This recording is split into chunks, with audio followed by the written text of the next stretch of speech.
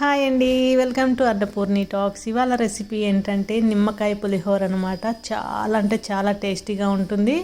అలానే ఇప్పుడు మనం వినాయక చవితి కాబట్టి టెంపుల్స్లో ప్రసాదాలు అవి ఇస్తూ ఉంటాం కదా, ఇలా చేసి ఇచ్చారంటే చాలా అంటే చాలా బాగుంటుంది. ఇప్పుడైతే ప్రాసెస్ చూద్దాము. నేనైతే 2 గ్లాసులు రైస్ తీసుకున్నానండి. బాస్మతి రైస్ తీసుకున్నాను. ఆల్రెడీ కడిగి నానపెట్టాను. మీకైతే నార్మల్ రైస్ చూపించడం కోసం వేశాను. ఇప్పుడైతే నేను బాస్మతి రైస్ 2 గ్లాసులు తీసుకున్నాను కదా, 2 గ్లాసుల రైస్కి 2 గ్లాసులన్నర నీళ్ళు పోసాను.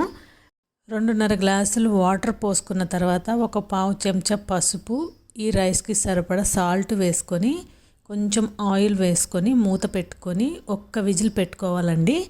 1 విజిల్ సరిపోతుంది. 1 విజిల్ వచ్చిన తర్వాత స్టవ్ ఆఫ్ చేయండి గుర్తుగా. అట్లనే కొంచెం పచ్చిమిర్చి, ఒక 5-6 పచ్చిమిర్చి, కరివేపాకు, లెమన్ తీసుకుని లెమన్ అయితే జ్యూస్ తీసి పక్కన పెట్టేశాను. మన రైస్ అయితే రెడీ అయిపోయిందండి. మనం రైస్ని ఒక బౌల్లో వేసుకొని చల్లారి పెట్టుకుందాము. ఇలా చల్లారి పెట్టుకుంటే మనకి చక్కగా కలుపుకునేటప్పుడు ఈజీగా ఉంటుంది. ఇప్పుడైతే మనం స్టవ్ పైన ప్యాన్ పెట్టుకొని ఆయిల్ వేసుకొని దీంట్లోనే ముందుగా పల్లీలు వేసుకొని ఫ్రై చేసుకోవాలండి. ఈ పల్లీలు అనేది మంచి కలర్ వచ్చేంత వరకు ఫస్ట్ అయితే మనం ఫ్రై చేసుకోవాలి.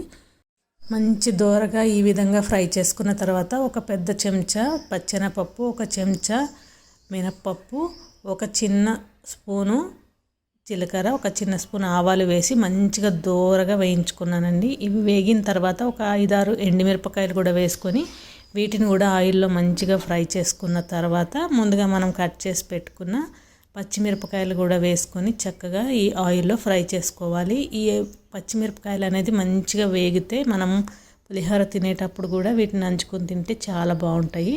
అలానే కరివేపాకు కూడా వేసుకొని ఈ కరివేపాకు అనేది క్రిస్పీగా అయ్యేంత వరకు మనం ఫ్రై చేసుకుంటే చాలా బాగుంటుంది. పచ్చిదనం పోయి క్రిస్పీగా అయ్యేంత వరకు ఫ్రై చేసుకోవాలి.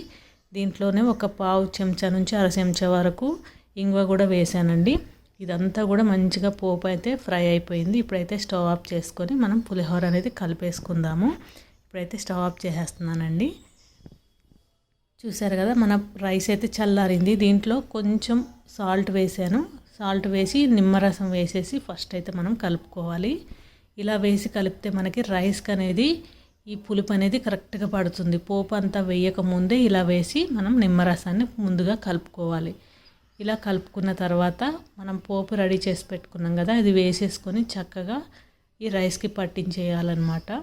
ఈ విధంగా మనం కలుపుకుంటే చాలా బాగుంటుంది పులిహోర అనేది. మనం పసుపు ముందుగానే రైస్లో వేసాం కాబట్టి కలర్ చూసారు కదా ఎంత బాగా వచ్చిందో. అలానే నిమ్మరసం కూడా ఫస్టే మనం రైస్కి పట్టించేస్తే టేస్ట్ అనేది చాలా చాలా బాగుంటుంది.